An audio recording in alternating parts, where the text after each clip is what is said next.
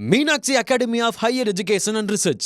Admission open. Apply online. நாமக்கல்ல Tiruchengode main road எர்ணாபுரத்துல இருக்கிற Spiro prime public ஸ்கூல்ல +2 போர்டு எக்ஸாம்ஸோட சேர்த்து நீட் அண்ட் JEE கோச்சிங்கும் கொடுத்துட்டு இருக்காங்க. நெல்லை மாவட்டத்தில் கொரோனா தொற்றால் பாதிக்கப்பட்டவர்களில் 7 பேர் குணமடைந்ததாக தகவல் வெளியாகியுள்ளது. இந்தியா முழுவதும் கொரோனா பரவல் அதிகரித்து வரும் நிலையில் தமிழ்நாட்டிலும் பாதிப்பு அதிகரித்து வருகிறது. நெல்லை மாவட்டத்தில் கடந்த சில நாட்களாக சளி உள்ளிட்ட அறிகுறிகளுடன் மருத்துவமனைக்கு சென்ற 9 பேருக்கு கொரோனா தொற்று இருப்பது உறுதி செய்யப்பட்டது. இவர்களில் 7 பேர் சிகிச்சைக்கு பின்னர் குணமடைந்ததாக சுகாதாரத்துறை அறிவித்துள்ளது. மேலும் பாளையங்கோட்டை கிருஷ்ணாபுரத்தைச் சேர்ந்த 73 வயது முதியவர் மற்றும் சுத்தமல்லி பாரதி நகர் பகுதியைச் சேர்ந்த 56 வயது பெண் ஆகியோர் தற்போது வீட்டுத் தனிமையில் இருக்கின்றனர். இதனிடையே ரெட்டியார்பட்டி, பணகுடி உள்ளிட்ட பகுதிகளைச் சேர்ந்தவர்களும் வீட்டுத் தனிமைக்கு பின் முழுமையாக குணமடைந்துள்ளதாக தகவல் வெளியாகியுள்ளது.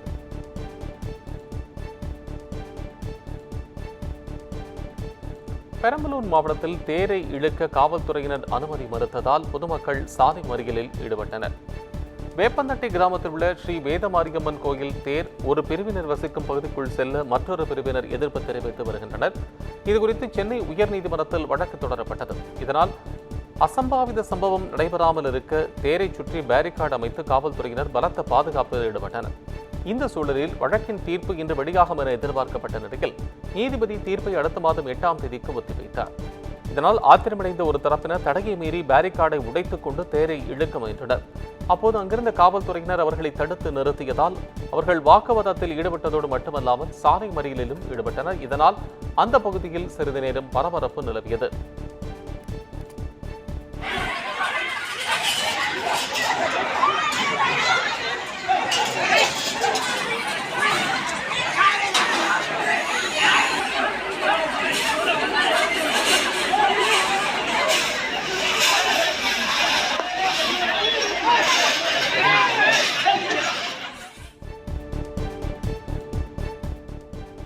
சென்னை திருவொற்றியூர் பகுதி மீனவர்களின் படகு மீது மோதுவது போல வந்த சரக்கு கப்பல் வலையை கிழித்தெறிந்து சென்றதாக மீனவர்கள் வேதனை தெரிவித்துள்ளனர். திருவொற்றியூர் பட்டினத்தார் கோயில் பகுதியைச் சேர்ந்த மீனவர் எழிலரசன் தன்னுடன் மேலும் 5 அழைத்துக் கொண்டு ஃபைபர் படகில் மீன்பிடிக்க சென்றுள்ளார். ஆழ்கடலில் மீன்பிடித்துக் கொண்டிருந்த போது துறைமுகத்திலிருந்து வெளியே வந்த துருக்கி நாட்டைச் சேர்ந்த சரக்கு கப்பல் ஒன்று மீனவர்களின் ஃபைபர் படகு மீது மோதுவது போல வந்துள்ளது. இந்நிலையில் படகினை போராடி திருப்பிய நிலையில் மீனவர்கள் விரித்திருந்த மீன் வலையை சரக்கு கப்பல் அறுத்தபடி சென்றுள்ளது. இதனால் தங்களுக்கு வருவாய் இழப்பு ஏற்பட்டுள்ளதாக மீன்வளத்துறை அதிகாரிகளிடம் மீனவர்கள் புகார் அளித்துள்ளனர். நடுக்கடலில் சரக்கு கப்பல் மோதுவது போல் வந்த வீடியோ வெளியாகியுள்ளது.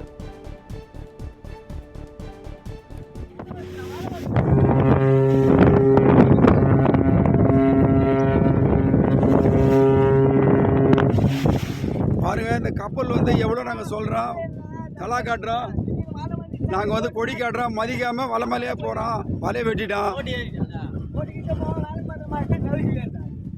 பேசுறது கேட்கலடா. இதில் நீங்களே பாருங்க, இந்த கப்பல் நாங்கள் வீடியோ எடுத்துக்கிறோம், வலை மேலேயே போகிறோம். குறைஞ்சது ஒரு 50,000 வலை எங்களுக்கு போயிடுச்சு. நாங்கள் என்ன பண்ணுறது? எவ்வளோ லாங்கில் ஒரு 2 கிலோமீட்டர் காட்டுறோம். இந்த கப்பல் மதிக்காம வலை மேலே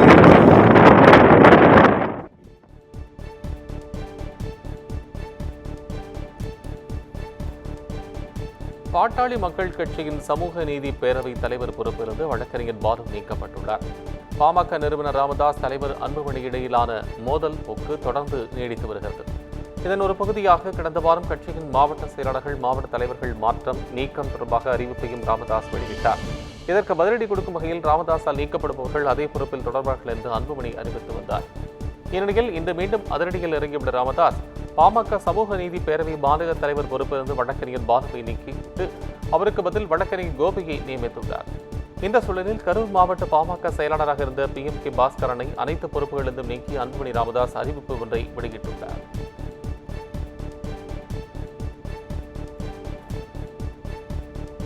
தங்கள் தொகுதிக்கு வந்த நிதியை அடுத்த தொகுதிக்கு கொடுக்காதீர்கள் என அமைச்சர் KN நேரு மீது குற்றம் சாட்டிய MLA-வால் பரபரப்பு நிலவியது. மாவட்ட வளர்ச்சி ஒருங்கிணைப்பு மற்றும் கண்காணிப்பு குழு கூட்டம் திருச்சி மாவட்ட ஆட்சியர் அலுவலகத்தில் நடைபெற்றது. இக்கூட்டத்தில் திருச்சி MP துரை வைகோ, கரூர் MP ஜோதிமணி, திருச்சி ஆட்சியர் பிரத்விக்குமார் உள்ளிட்டோர் கலந்து கொண்டனர். நிகழ்ச்சியில் பேசிய ஸ்ரீரங்கம் MLA பழனியாண்டி தன்னுடைய கண்ணுடையான்பட்டி சமுத்திர பாலம் கட்டுவதற்கு வந்த நிதியை மண்ணச்சநல்லூர் பகுதிக்கு கொடுத்து விட்டதாக குற்றம் சாட்டினார்.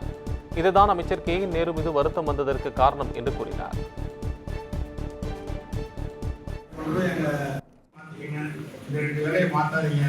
எங்க மந்திரி மேல எனக்கு வருத்தம் வந்தது. அந்த சமுத்திரத்தை வந்த படத்தை கொண்டு போய் மறுபடியும் மனுஷன் கொடுத்ததுதான். அந்தந்த தொழுகைக்கு என்னென்ன வருதோ அதை தான் பண்ணுங்க. அடுத்தவங்க சாப்பாடு எடுத்து நம்ம சாப்பிடுறதோ அதெல்லாம் தப்பு. அது மாதிரி நீங்க எனக்கு ஒதுக்கின படத்தை கொண்டு போய் எங்க அவசியம் கொடுக்கணும். ஏன்னா அது பாராளுமன்ற உறுப்பினருக்கு அதிகமா வாங்கி வங்கி ஓட்டு வங்கி வாங்கி கொடுத்து உங்களுக்கு மனப்பாறை 7 பஞ்சாயத்துங்க இதை கொஞ்சம் நீங்க கவனத்தில் போடணும். தேர்தல் நடத்தை விதிமுறைகளை மீறியதாக தொடரப்பட்ட வழக்கில் அமைச்சர் ஏவா வேலு உட்பட 6 பேரை விடுவித்து திருவண்ணாமலை நீதிமன்றம் உத்தரவிட்டுள்ளது. கடந்த 2011ஆம் ஆண்டு செய்யார் பகுதியில் உள்ள தனியார் கல்லூரியில் நடந்த வேட்பாளர்கள் அறிமுக கூட்டத்தில் தேர்தல் நடத்தை விதிமுறைகளை மீறியதாக அமைச்சர் ஏவா வேலு உள்ளிட்ட 6 பேர் மீது வழக்கு தொடரப்பட்டது. இந்த வழக்கின் விசாரணை திருவண்ணாமலை குற்றவியல் நடுவர் நீதிமன்றத்தில் நடைபெற்று வந்த சூழ்நிலையில் அமைச்சர் ஏவா வேலு, காங்கிரஸ் முன்னாள் மாநில தலைவர் கிருஷ்ணசாமி, முன்னாள் நாடாளுமன்ற உறுப்பினர் விஷ்ணு பிரசாத் உள்ளிட்ட 6 பேர் நேரில் ஆஜராகினர். பின்னர் வழக்கை விசாரித்த நீதிபதி 6 பேரையும் விடுவித்து உத்தரவிட்டார். கரூர் அரசு மருத்துவக் கல்லூரி மருத்துவமனையில் வழங்கப்படும் ஆணுரைகள் காலாவதியாகி உள்ளதாக பரபரப்பு புகார் எழுந்துள்ளது. அரசு மருத்துவமனை புறநோயாளிகள் பிரிவு நுழைவு வாயிலில் இலவசமாக ஆணுரைகள் வழங்கும் பெட்டி வைக்கப்பட்டுள்ளது. அதனுள் இருந்த ஆணுரையில் காலாவதி தேதி மே 2025 என்று குறிப்பிட்டிருந்த நிலையில் காலாவதியான ஆணுரைகள் பெட்டியில் வைக்கப்பட்டிருப்பதாக பயன்பாட்டாளர் ஒருவர் வீடியோ எடுத்துள்ளார். இதனை கவனித்த மருத்துவர் ஒருவர் உடனடியாக அங்கு வந்து அந்த பெட்டிக்கு அங்கிருந்து அப்புறப்படுத்தியுள்ளார். மக்கள் நல்வாழ்வுத்துறை அமைச்சர் இன்று அம்மருத்துவமனையில் நடைபெறும் நிகழ்வில் பங்கேற்கும் நிலையில் காலாவதியான ஆணுரை வைக்கப்பட்டிருந்ததும் அது அகற்றப்பட்டதும் பரபரப்பை ஏற்படுத்தியுள்ளது.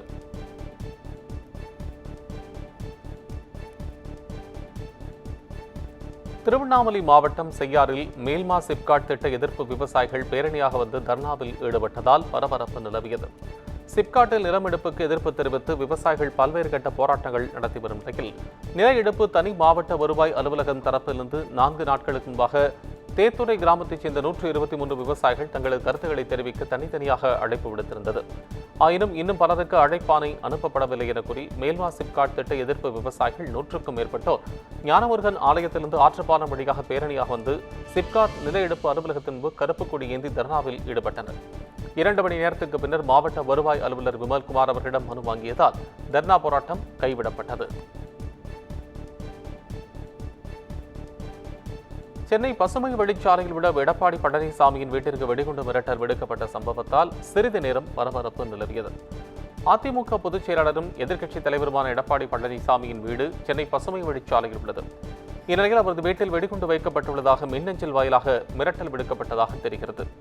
இதனையடுத்து சம்பவ இடத்திற்கு விரைந்து சென்ற வெடிகுண்டு தடுப்பு நிபுணர்கள் அங்கு தீவிர சோதனை நடத்தினர். அதன் முடிவில் வெடிகுண்டு மிரட்டல் வெறும் புரடை என்பது தெரியவந்தது. ஏற்கனவே கடந்த மாதமும் இதேபோல் சேலத்தில் உள்ள எடப்பாடி பழனிசாமியின் வீட்டிற்கு வெடிகுண்டு மிரட்டல் விடுக்கப்பட்டிருந்தது.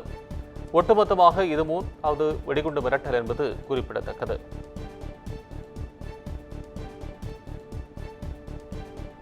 சென்னை தாம்பரம் அருகே 13 வயது சிறுமிக்கு பாலியல் வன்கொடுமை நிகழ்ந்த அரசு சேவை இல்லத்தில் மற்ற மாணவிகளை பார்க்க பெற்றோரை அனுமதிக்காததால் அவர்கள் ஏமாற்றமடைந்தனர். சிட்லப்பாக்கம் வெற்றிக்கானலில் இயங்கி வரும் அரசு சேவை இல்லத்தில் செஞ்சி, திருவண்ணாமலை, ஸ்ரீபெரும்புதூர், காஞ்சிபுரம், திண்டிவனம், விழுப்புரம் உள்ளிட்ட பகுதிகளில் இருந்து அந்த மாணவிகள் தங்கியிருந்து பயின்று வருகின்றனர். இதில் 13 வயது சிறுமிக்கு 2 நாட்களுக்கு முன்னர் பாலியல் துன்புறுத்தலுக்கு ஆளானது தொடர்பாக காவலாளி மேத்யூ கைது செய்யப்பட்டுள்ளார். இச்சம்பவம் பரபரப்பான நிலையில் தங்கள் பிள்ளைகளை பார்ப்பதற்காக வந்த மாணவிகளின் பெற்றோரை வார்டன் இல்லாததால் பார்க்க அனுமதி மறுக்கப்பட்டது. பின்னர் அவர்கள் கேட் முன்பு காத்திருந்து ஏமாற்றமடைந்தனர்.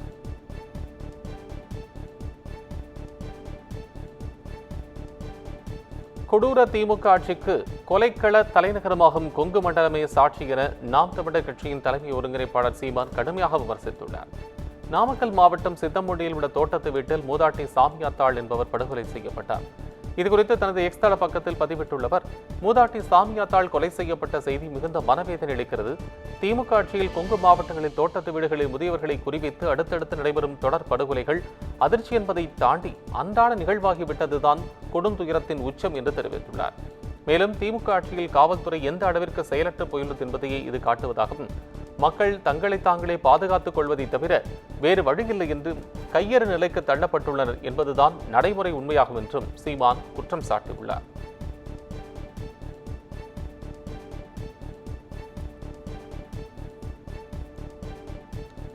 தனது ஆட்சியை விட தனது ஆட்சியில் தமிழகத்தை பாதுகாப்பற்ற மாநிலமாக மாற்றி முதலமைச்சர் மு க ஸ்டாலின் கின்னஸ் சாதனை படைத்துள்ளதாக அதிமுக முன்னாள் அமைச்சர் ஆர் பி உதயகுமார் விமர்சித்துள்ளார். மதுரை SS காலனி பகுதியில் உள்ள தனியார் திருமண மண்டபத்தில் நடைபெற்ற மகாபெரியவா ஜெயந்தி உற்சவ விழாவின் 3ஆம் நாள் நிகழ்வில் பங்கேற்ற எதிர்க்கட்சி துணைத் தலைவர் ஆர் பி உதயகுமார் விருதுகளை வழங்கினார். பின்னர் செய்தியாளர்களிடம் பேசிய அவர், தமிழகத்தில் எடப்பாடி பழனிசாமி தலைமையில்தான் ஆட்சி அமையும் என்றும் யார் குழப்பம் ஏற்படுத்த முயன்றாலும் அது நடக்காது என்றும் திட்டவட்டமாக தெரிவித்தார். தமிழ்நாட்டிலே அணுகுண்டு விழுந்ததைப் போல அமைந்ததுதான் திமுக ஆட்சி. உங்களுக்கெல்லாம் நன்றாக தெரியும், எப்பொழுதெல்லாம் திமுக ஆட்சிக்கு வருகிறதோ அப்பொழுதெல்லாம் மின்வெட்டு வரும், நமக்கு தெரியும். ஊழல்கள் அதிகரிக்கும், அதுவும் நமக்கு தெரியும். விலைவாசி ஏற்றமடையும், அதுவும் நமக்கு தெரியும். சட்டம் ஒழுங்கு சீர்கேடும் என்பது எல்லோருக்கும் தெரிந்த பொதுவான ஒன்றுதான். ஆனால் சட்டம் ஒழுங்கு சீர்கேட்டிலே கடந்த காலங்களை விட, அதாவது ஸ்டாலின் அவருடைய தந்தை மு கருணாநிதி அவர்களை விட தற்போது தந்தை செய்த அந்த வேதனைகளை எல்லாம் முறியடித்து தினந்தோறும் கொலை, கொள்ளை, பாலியல் வன்கொடுமை, போதைப்பொருள் நடமாட்டம் நிறைந்த பாதுகாப்பற்ற மாநிலமாக தமிழ்நாட்டை மாற்றி கின்னஸ் சாதனை படைத்துள்ளார் முத்துவேல் கருணாநிதி ஸ்டாலின். இதுதான் இந்த நாட்டினுடைய நிலைமை. மதுரை சாமநத்தம் கண்மாங்கிய பறவைகள் சரணாலயமாக அறிவிப்பது குறித்து வன பாதுகாவலர், ஆட்சியர், பொதுப்பணித்துறை தலைமை பொறியாளர் நடவடிக்கை எடுக்க உயர்நீதிமன்ற மதுரை அமர்வு உத்தரவிட்டுள்ளது. இது தொடர்பான வழக்கை விசாரித்த நீதிபதிகள் எஸ். எம். சுப்பிரமணியம், மரிய கிளாட் அமர்வு சாமநத்தம் ஏரியை சரணாலயமாக அறிவிக்கும் வகையில் நீதிமன்றம் நேர்மறையான உத்தரவை பிறப்பிக்க இயலாது என்றும் நீதிமன்றம் இந்த விவகாரத்தில் நிபுணத்துவம் பெற்றது அல்ல என்றும் தெரிவித்தனர். ஆகவே மனுதாரரின் கோரிக்கையை கருத்தில் கொண்டு கூடுதல் தலைமை வன பாதுகாவலர், மதுரை மாவட்ட ஆட்சியர், மதுரை மாவட்ட பொதுப்பணித்துறையின் தலைமை பொறியாளர் ஆகியோர் உரிய நடவடிக்கை எடுக்க உத்தரவிட்டு வழக்கினை முடித்து வைத்தனர்.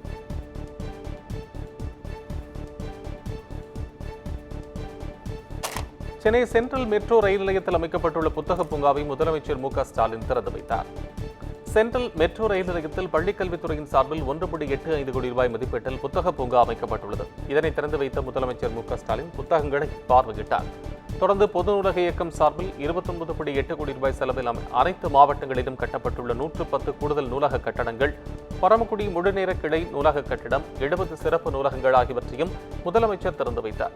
மேலும் தமிழ்நாடு பாடநூல் கல்வியியல் பணிகள் கழகத்தால் உருவாக்கப்பட்ட 84 நூல்களை வெளியிட்டு அதன் விற்பனைக்கான மின் வணிக இணையதளத்தையும் முதலமைச்சர் தொடங்கி வைத்தார்.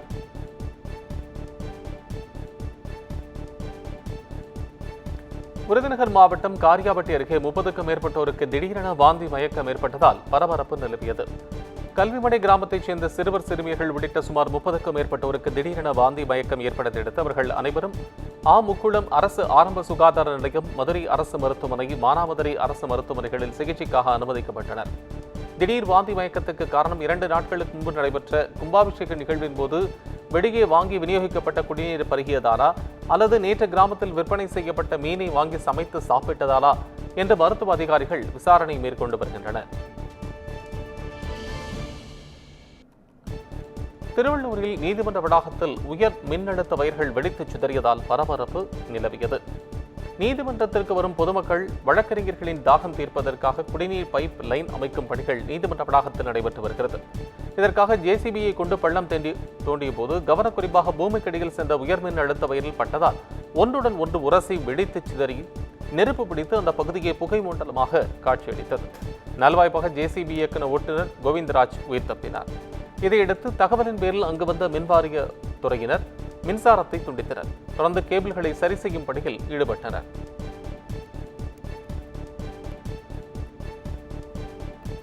நாட்டில் முதியோர்களுக்கு எதிராக கொள்ளை சம்பவங்கள் அதிகரித்து வருவதாக வேதனை தெரிவித்துள்ள உயர்நீதிமன்ற மதுரை அமர்வு தேசிய முதியோர் மையங்களை அமைக்க எடுக்கப்பட்ட நடவடிக்கை குறித்து மத்திய மாநில அரசுகள் பதில் மனு தாக்கல் செய்ய உத்தரவிட்டுள்ளது. தமிழகத்தின் அனைத்து மாவட்டங்களிலும் தேசிய முதியோர் மையங்களை அமைக்க உத்தரவிடக் கோரிய வழக்கு நீதிபதிகள் எஸ். எம். சுப்பிரமணியம், மரிய கிளாட் அமர்வு முன்பு விசாரணைக்கு வந்தது. அப்போது முதியோருக்காக அமைக்கப்பட்டுள்ள மையங்களில் அடிப்படை வசதிகள் முறையாக வழங்கப்படுவதில்லை என்றும் அவர்கள் பாதுகாப்பது அரசின் கடமை என கருத்து தெரிவித்தார். மேலும் இந்த வழக்கில் மத்திய சமூக நலத்துறையின் முதன்மைச் செயலர், தமிழக அரசின் சமூக நலத்துறையின் முதன்மைச் செயலர் ஆகியோரை நீதிமன்றம் தாமாக முன்வந்த வழக்கில் சேர்ப்பதாகவும் தேசிய முதியோர் மையங்களை அமைக்க எடுக்கப்பட்ட நடவடிக்கைகள் குறித்து மத்திய மாநில அரசுகள் பதில் மனு தாக்கல் செய்ய வழக்கு உத்தரவிட்டு 2 வாரங்களுக்கு ஒத்திவைத்தனர். Meenakshi Academy of Higher Education and Research. Admission open. Apply online. நாமக்கல்ல திருச்செங்கோடு மெயின் ரோட் எர்ணாபுரத்துல இருக்கிற ஸ்பைரோ பிரைம் பப்ளிக் ஸ்கூல்ல +2 போர்டு எக்ஸாம்ஸோட சேர்த்து நீட் அண்ட் ஜேஇ கோச்சிங்கும் கொடுத்துட்டு இருக்காங்க.